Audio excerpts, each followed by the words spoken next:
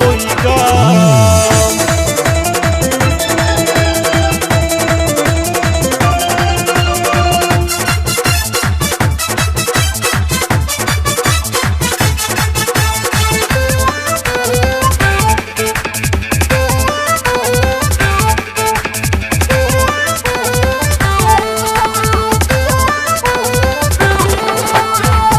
सावन महीना बड़ी पावन ए बलमुआ देहले बनेता भोले बाबा के डमरुआ।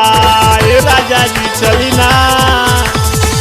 सावन महीना बड़ी पावन ए बलमुआ देहले बनेता भोले बाबा के डमरुआ। कांवर तू सजाल संग में चल तानी हम। कांवर तू सजाल संग में चल तानी हम। रजऊ दर्शन करवा दूर होई ग। सजना दर्शन करवा दूर होई ग। दर्शन करवा दूर होई ग।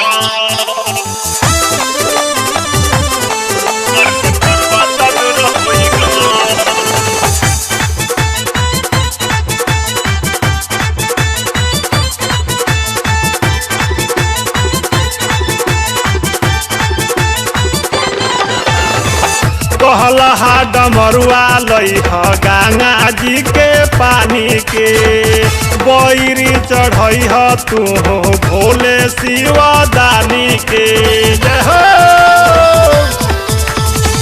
कहलहा डमरुआ लइह गंगा जी के पानी के बैरी चढ़ैह तू भोले शिवदानी के।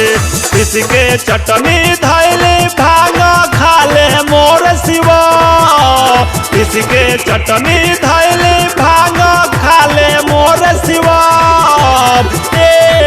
रजऊ दर्शन करवा दूर होई ग। सजना दर्शन करवा दूर होई ग।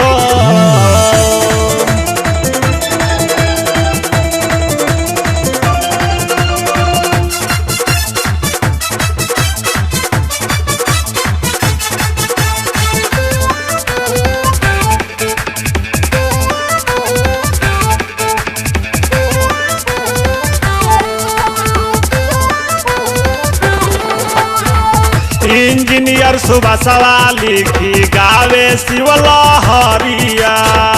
गाना सुनताई गइल बाबा के नगरिया। इंजीनियर सुबह लिखी गावे शिवलहरिया। गाना सुनताई गइल बाबा के नगरिया। बाबा के महिमा ऐसन सारा दुख हो जाई है का। बाबा के महिमा ऐसन सारा दुख हो जाई है का। रजऊ दर्शन करवा दूर होई ग। सजना दर्शन करवा दूर होई ग। रजऊ दर्शन करवा दूर होई ग। सजना दर्शन करवा दूर होई ग। रजऊ दर्शन करवा दूर होई ग। पिया जी दर्शन करवा दूर होई ग।